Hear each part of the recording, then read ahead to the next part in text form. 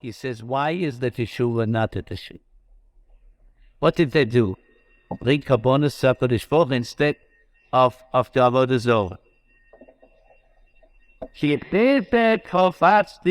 Zorah. I have desired Chesed and not so. These are desired a relationship of Chesed between you and me, or between you and yourself.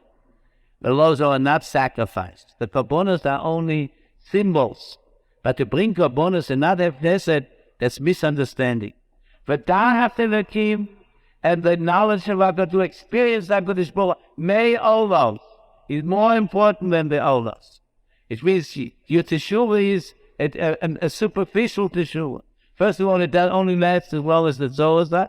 Secondly, you do superficial Teshuvah. So what do? You want to have, you bring Karbonos. So what? So what? We hate the lulav. Put on film once in a lifetime. All right, wonderful. Yeah, sure. All right, I have nothing against it. But that's not Teshuvah. That's very nice.